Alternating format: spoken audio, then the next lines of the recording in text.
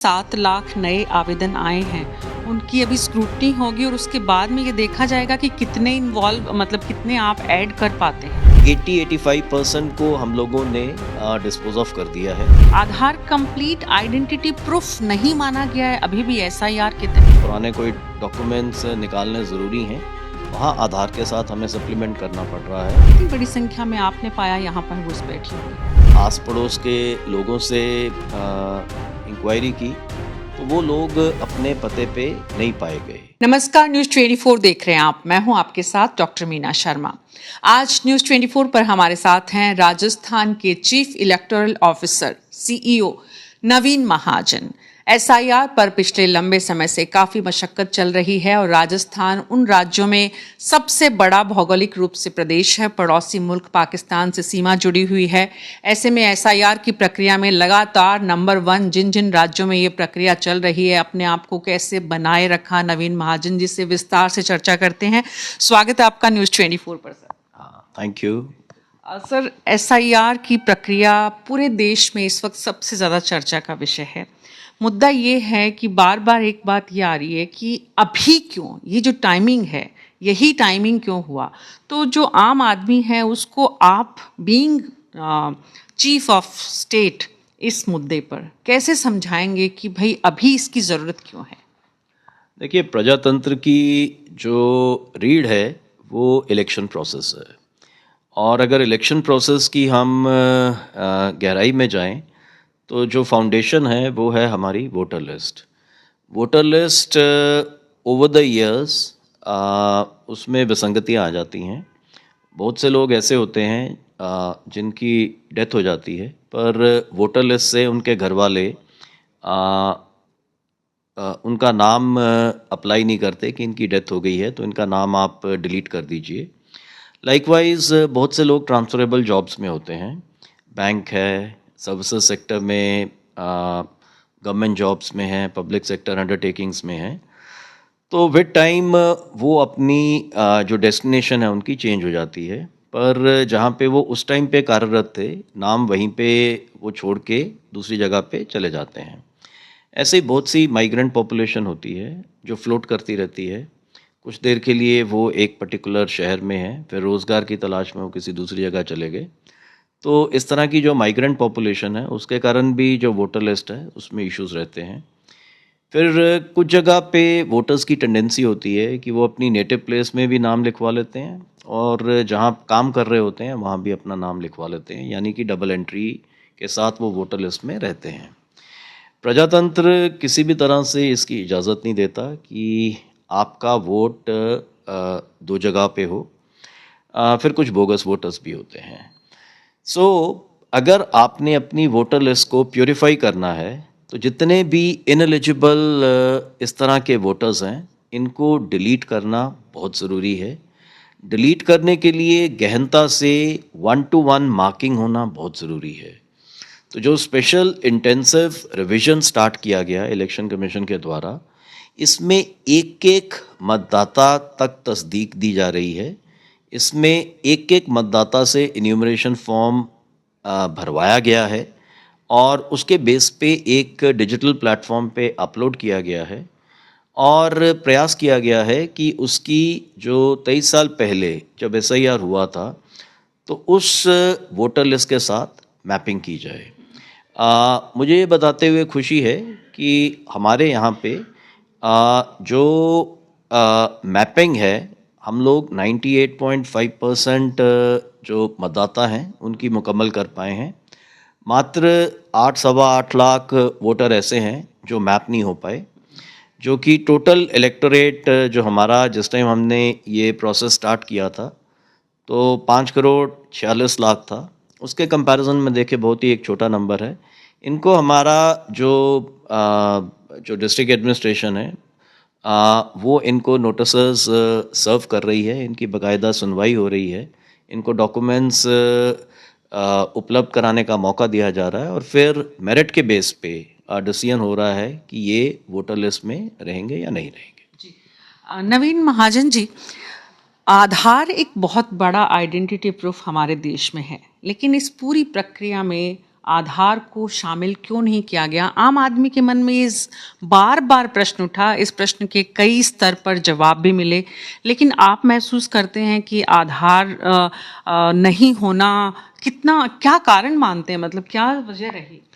आधार आपको मालूम होना चाहिए कि आधार राजस्थान और राजस्थान के साथ जिन प्रदेशों में ये प्रक्रिया चल रही है, आधार एज अ डॉक्यूमेंट उसमें इंक्लूडेड है। लेकिन सिर्फ आधार से नहीं होता है, आपको कुछ न कुछ एक्स्ट्रा देना पड़ता है। आधार कंप्लीट आइडेंटिटी प्रूफ नहीं माना गया है अभी भी एसआईआर के तहत। देखिए, इसमें ऐसा नहीं है, केस टू केस बेसिस पे कहाँ कहाँ पे जो आधार है, जहाँ पे सिर्फ प्रूफ ऑफ आइडेंटिटी चाहिए तो आधार सफाइस करता है, पर जहाँ पे मैपिंग नहीं है और पुराना रिकॉर्ड, उसका पुराने कोई डॉक्यूमेंट्स निकालने ज़रूरी हैं, वहाँ आधार के साथ हमें सप्लीमेंट करना पड़ रहा है उसके किसी पुराने रिकॉर्ड को। राजस्थान की जब बात आती है तो पाकिस्तान से सटे हुए होने की वजह से घुसपैठियों का मुद्दा भी, क्योंकि एसआईआर में सबसे बड़ा नाम जो बार बार सुनने को मिला, उन लोगों के नाम काटे जा रहे हैं। कितनी बड़ी संख्या में आपने पाया यहाँ पर घुसपैठियों की?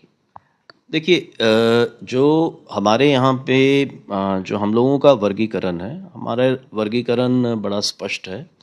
फर्स्ट कैटेगरी है जो डेड वोटर्स की है, तो डेड वोटर्स अच्छी तादाद में राजस्थान में भी उनकी परसेंटेज निकली।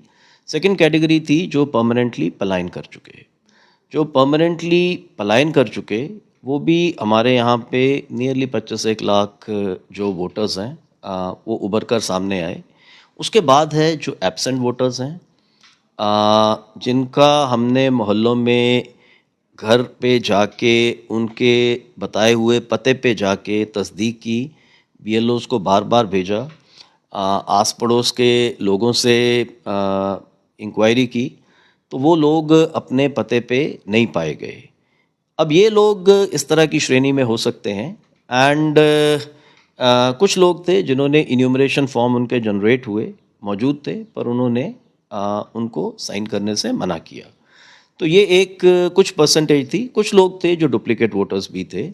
तो एक मिश्रित कह सकते हैं स्पेक्ट्रम है, जिसके आधार पर जो वोटर लिस्ट में से जो 42 लाख लोग हैं वो राजस्थान से पृथक हुए हैं। बीइंग सीईओ, आपने जब काम शुरू किया था, आपने सोचा था कि ये तकरीबन 42 लाख के आसपास नाम निकल जाएंगे?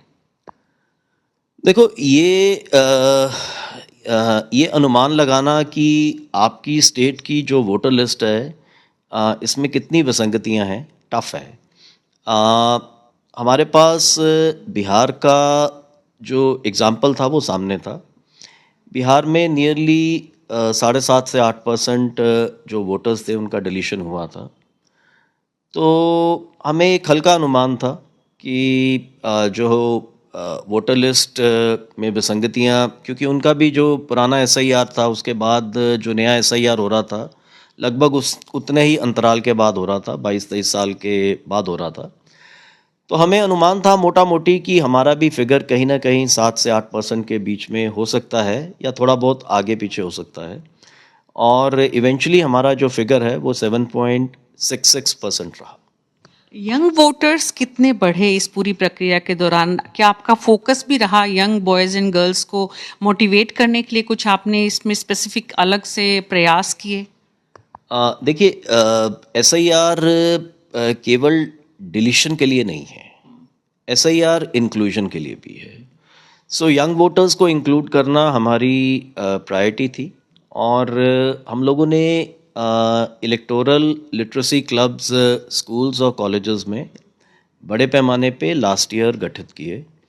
उनमें जो स्कूल्स के और कॉलेजेस के जो एक्टिव बच्चे थे, उन लोगों को हमने इलेक्टोरल प्रोसेस से रूबरू किया। उनके साथ उनके जो पदाधिकारी थे हर ईएलसी के, उनको हम कैंपस एम्बेसडर्स कहते थे, उन लोगों के साथ हमने जूम पे काफ़ी वीडियो कॉन्फ्रेंसेस भी की, उनको मोटिवेट किया ताकि वो अपने एजुकेशनल इंस्टीट्यूशंस में माहौल बनाएं। किस तरह से फॉर्म को अपने मोबाइल से आप सबमिट कर सकते हैं बिना किसी की हेल्प के, उनको बताया। उन्होंने अपने ग्रुप्स में इसको प्रचार प्रसार किया इसी की बदौलत आज जब हम बात कर रहे हैं तो एसआईआर के दौरान हमारे पास 7 लाख से ज़्यादा जो आवेदन हैं नाम जोड़ने के वो आए हैं। 7 लाख से ज्यादा नए आवेदन आए हैं। एसआईआर का मतलब सिर्फ नाम कटना ही नहीं है। आम आदमी जो इस मुद्दे पर जानने की कोशिश करता है, समझने की, क्योंकि ये दरअसल बहुत बड़ा पॉलिटिकल मुद्दा भी बना। टाइमिंग को लेकर सवाल उठे, मंशा को लेकर सवाल उठे। हालांकि चुनाव आयोग की स्वायत्ता अपने आप में एक विषय है, लेकिन जब पॉलिटिकल विषय बना नवीन जी, तो क्या आपके पास कुछ पॉलिटिकल पार्टीज के रिप्रेजेंटेटिव्स आए समय समय पर? देखिए, हम लोगों का संपर्क यहाँ की तमाम राजनीतिक दलों के साथ शुरू से रहा और हम लोगों ने कदम कदम पे उनको जो जो हमारे क्रिटिकल डिसीजंस थे उनको अवगत कराया।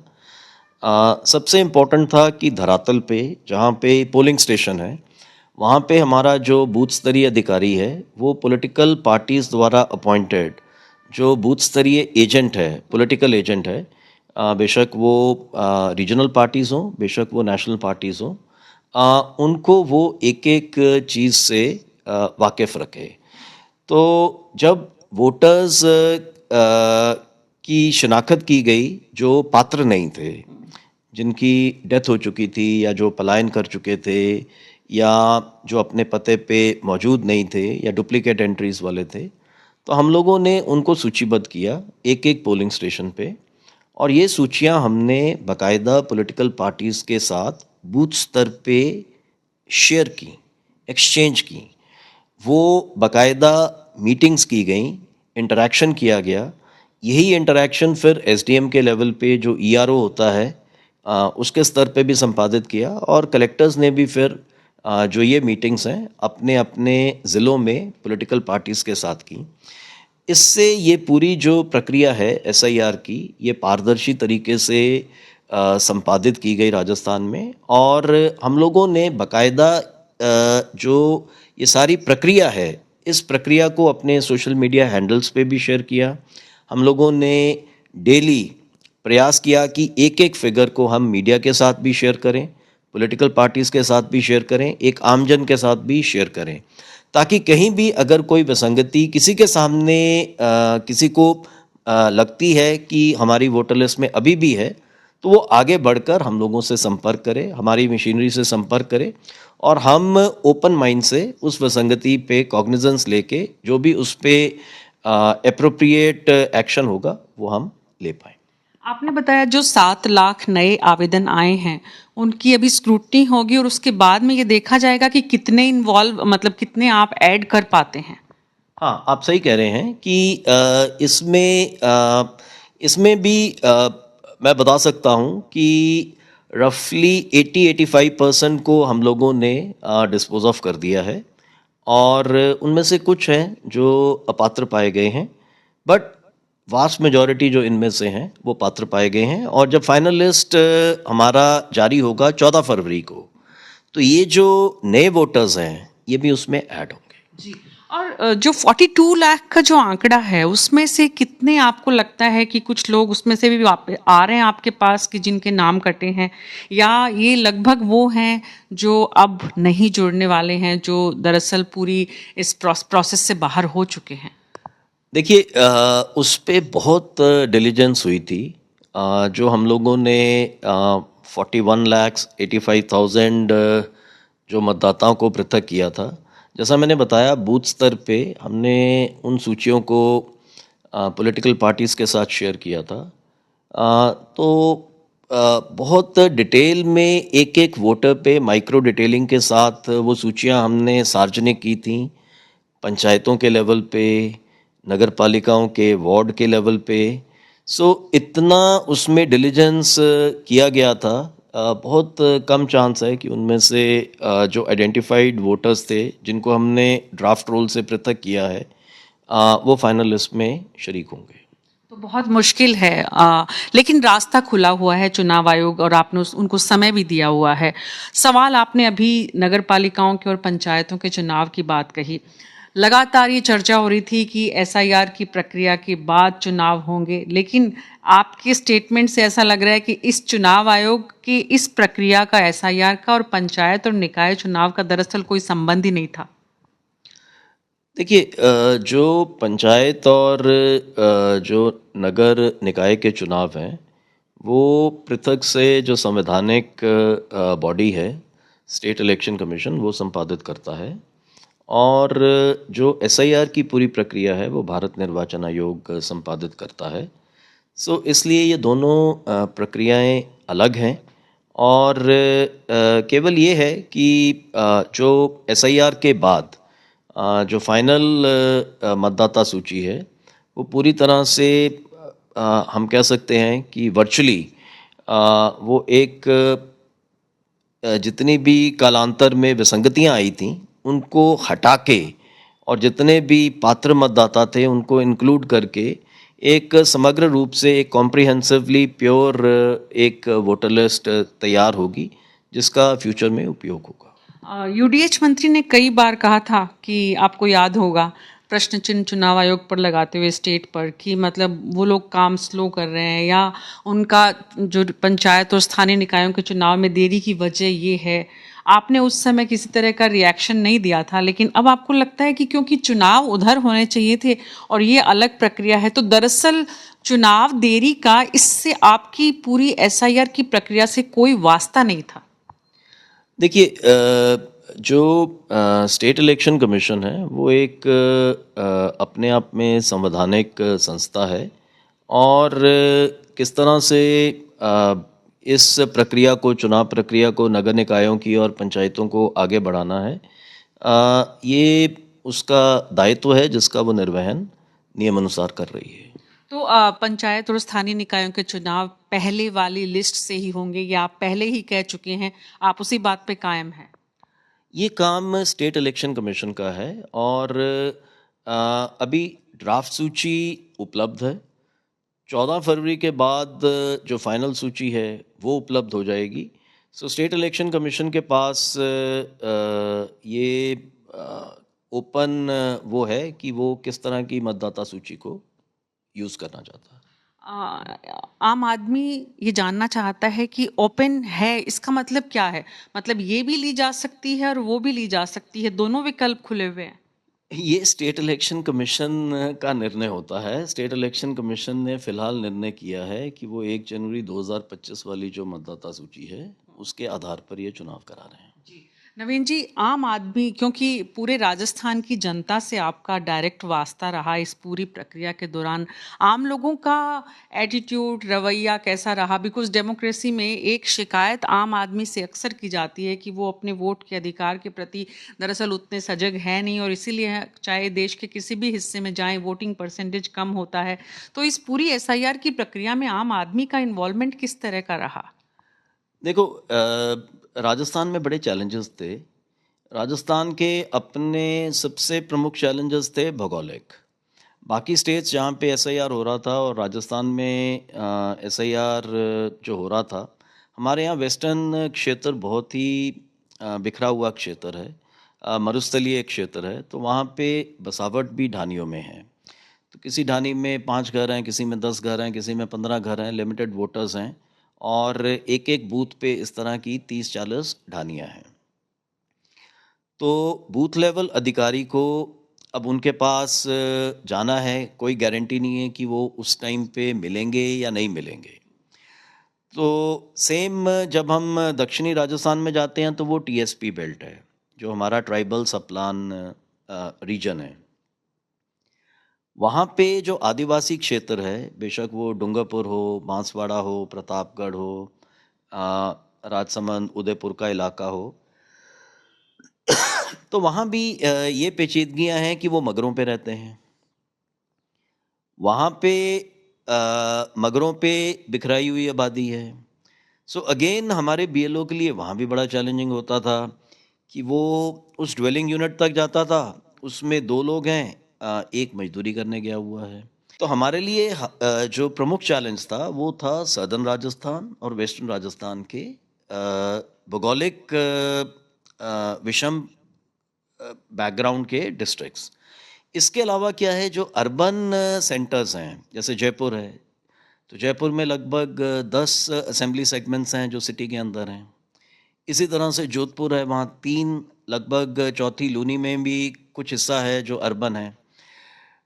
तो जो कोटा है, अजमेर है, जहाँ पे शहरी कॉन्स्टिट्यूंसीज हैं, वहाँ हमारे लिए चैलेंज कुछ और तरह के थे। जयपुर में काफ़ी फ्लैट कल्चर है, वर्टिकल ग्रोथ बहुत है, तो गेटेड कम्युनिटीज़ में बीएलओ को एक्सेस मिलना चैलेंज था। वर्किंग कपल्स हैं, सो हस्बैंड वाइफ दोनों निकल जाते हैं, पीछे घर पे कोई नहीं मिलता है। सो उनको ऑफिस आवर्स से पहले या ऑफिस आवर्स के बाद में मिलना, फिर लेट वर्किंग आवर्स हैं। सो अर्बन इश्यूज अलग तरह के थे, रूरल इश्यूज अलग तरह के थे, जोग्राफिकली स्प्रेड आउट एरियाज के इश्यूज अलग तरह के थे। बट इन सभी चैलेंजेस को हमारी टीम ने बखूबी डील किया और हम लोग कंसिस्टेंटली इन्यूमरेशन के प्रोसेस में, डिजिटाइजेशन के प्रोसेस में, मैपिंग के प्रोसेस में अग्रणी रहे। ये जो आपने बताया कि ये तमाम प्रोसेस में आप जो जिन स्टेट्स में एसआईआर की प्रक्रिया हो रही है उसमें आप अग्रणी रहे, तो उसमें किस किस का साथ इम्पोर्टेंट रहा जिनको आप क्रेडिट देना चाहते हैं? देखो, सबसे बड़ा फुट सोल्जर तो हमारा बूथ लेवल ऑफिसर था, जिसने कटिंग एज लेवल पे एक एक वोटर को मैप किया और एक एक वोटर से डेटा कलेक्ट करके अपलोड किया। आसान काम नहीं है। लोगों में हेजिटेंसी होती है इंफॉर्मेशन शेयर करने की, डॉक्यूमेंट्स को उपलब्ध कराने की। सो ये प्रोसेस बहुत चैलेंजिंग था। सो डेफिनेटली हमारा जो सबसे बड़ा कंट्रीब्यूटर है वो बूथ लेवल ऑफिसर है। उसके बाद जो हमारे आरएस अधिकारी थे, जो अलग अलग असेंबली सेगमेंट्स में ईआरओ एईआरओ की भूमिका निभा रहे थे, उन्होंने बहुत अच्छी लीडरशिप दी। उन्होंने बहुत अच्छा इन बीएलओस को मोटिवेट किया, इंस्पायर किया। बीएलओ सुपरवाइजर्स जो 10-10, 12-12 बीएलओस पे थे, वो भी एक इम्पॉर्टेंट कड़ी थी। और फिर हमारे जो कलेक्टर्स थे और एडीएम्स थे। सो इन सब की बदौलत ही जो टीम राजस्थान है वो कंट्री में कंसिस्टेंटली एसआईआर में अग्रणी रही। टीचर्स जो हैं वो बड़े नाराज़ हैं कि इस समय एग्ज़ाम के समय उन लोगों को इतना ज़्यादा बिजी किया गया इस पूरे प्रोसेस में।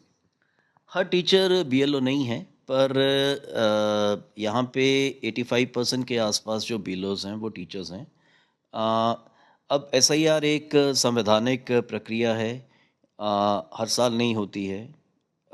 23 साल बाद राजस्थान में हुई है और इसका जो एक ब्रॉडर मकसद है वो अपना एक अलग महत्व रखता है। सो मेरे ख्याल से अगर अपने को डेमोक्रेटिक कंटेक्स में बात करनी है तो ये प्रजातंत्र के लिए बहुत इम्पोर्टेंट था, बहुत अहम था। और ये सभी टीचर्स जो बीएलओ का रोल अदा किए हैं एसआईआर में, इनकी पूरी लाइफ में ये डिफाइनिंग मोमेंट्स रहेंगे। जिस तरह से उन्होंने इस चैलेंज को एक्सेप्ट किया, फेस किया, हैंडल किया और डिलीवर किया। इफेक्टिवली डिलीवर किया। पॉलिटिकल पार्टीज़ का कैसा कंट्रीब्यूशन रहा इस पूरे प्रोसेस में? पॉलिटिकल पार्टीज़ की तरफ से मतलब लगभग हर पोलिंग स्टेशन पे नेशनल पार्टीज़ ने अपने एजेंट्स लगाए थे। जिस टाइम एसआईआर प्रारंभ हुआ था तो हमारे जो पोलिंग स्टेशंस थे वो 52,000 से अधिक थे। उसके बाद हमने 9-1,000 और पोलिंग स्टेशंस बना दिए और पोलिंग स्टेशंस की जो तादाद है वो 61,000 से थोड़ी ऊपर हो गई। हर जो बूथ था उस पे पॉलिटिकल पार्टीज़ ने अपना एक एजेंट रखा था। वो एजेंट हमारे बूथ स्तरीय अधिकारी को सहयोग देता था अलग अलग चिन्हीकरण कराने में, लोगों के घर में फॉर्म बंटवाने में, कलेक्ट करवाने में, उनसे जानकारियाँ उपलब्ध कराने में। और जो हम शिनाख्त भी कर पा रहे थे कि किस घर में किसकी मृत्यु हो गई पर वो वोटर है, कौन सी फैमिली पलायन कर चुकी, किन के ऑर्गेनाइजेशन में से लोग यहाँ से दूसरी जगह पे ट्रांसफ़र हो चुके, कौन कौन है जो बिल्कुल अब इस जगह पे उपलब्ध नहीं हैं। तो ये सारी जो जानकारियां थी, इसमें भी पॉलिटिकल पार्टीज ने ग्रास रूट्स लेवल पे बहुत अच्छा रोल प्ले किया। सरकार की तरफ से आपको कितना सहयोग मिला? मुख्यमंत्री कितना इसको लेकर कंसर्न नजर आए? इलेक्शन कमीशन का जो काम है, उसमें सरकार का कोई इस तरह का रोल होता नहीं है। हम लोगों के लिए हर पॉलिटिकल पार्टी समान रूप से एक स्टेक होल्डर है, और हम लोग जो हमारा दायित्व निर्वहन था कि एसआईआर के अंतर्गत हम वोटर लिस्ट को शुद्ध करें, मुझे लगता है उसी के अंतर्गत हम अपने एसआईआर को अंजाम दे रहे हैं। तो नवीन महाजन जी, फाइनल ड्राफ्ट जो है वो 15 फरवरी तक सामने होगा और उसके बाद आपकी ये जिम्मेदारी, आपने इससे पहले भी बहुत अहम जिम्मेदारियों को पूरा किया है, इस टास्क को पूरा करने पर किस तरह का आपका सेटिस्फेक्शन है? मेरे ख्याल से ये मेरे टोटल करियर का one of the most challenging और सेटिस्फाइंग असाइनमेंट था, बिकॉज एक एक घर तक बीएलओ को पहुंचाना और फिर 5.5 करोड़ के आसपास मतदाताओं से जानकारियां उपलब्ध कराना, और फिर एक डिलीजेंस के ज़रिए लगभग 42 लाख लोगों को आइडेंटिफाई कर पाना जो आज इस वोटर लिस्ट में पात्रता नहीं रखते, उनको ड्राफ्ट रोल के टाइम पे पृथक करना, यंग वोटर्स को मोटिवेट करके उनको सिस्टम में इंक्लूड करने के लिए प्रेरित करना, और फिर इस पूरी मशीनरी को इतने लंबे प्रोसेस के लिए, ये एक मैराथन है, तो मैराथन में स्टेमिना भी चाहिए, पेशेंस भी चाहिए, और एक लॉन्ग टर्म कन्विक्शन भी चाहिए। क्योंकि ये लंबा प्रोसेस है, इस लंबे प्रोसेस में सारी टीम को इंस्पायर्ड रखना काफ़ी चैलेंजिंग था, और मुझे बड़ी खुशी है कि हमारी जो टीम है राजस्थान की, इन्होंने इस पूरे एसआईआर प्रोसेस को बड़ी संजीदगी से और बड़ी रिस्पॉन्सिबिलिटी से इसको डिस्चार्ज किया है। नवीन महाजन जी, एक बात और इम्पॉर्टेंट कि जिस इस पूरी प्रक्रिया के तहत जितने भी काम जितने भी लेवल पर हुए, आपने कहा कि आपके करियर का सबसे इम्पॉर्टेंट टास्क में से एक रहा और आपको सेटिस्फेक्शन भी इसका ज़बरदस्त। रूलिंग पार्टी की तरफ से कोई प्रेशर आपने कभी देखा, किसी तरह का महसूस हुआ? किसी भी पार्टी से किसी भी तरह का कोई प्रेशर नहीं, इसमें किसी भी तरह का कोई प्रेशर नहीं आया, और हम लोगों ने प्योरली जो काम यहाँ पे वोटर लिस्ट की शुद्धिकरण का किया है, that is purely on merit, और इसीलिए हम लोगों ने सारा प्रोसेस ट्रांसपेरेंटली पब्लिक डोमेन में डाल के किया। चुनाव आयोग को लेकर बहुत प्रश्न चिन्ह लग रहे हैं आज। आप being a state head of election commissioner, CEO के रूप में चुनाव आयोग पर प्रश्न चिन्हों को कैसे देखते हैं?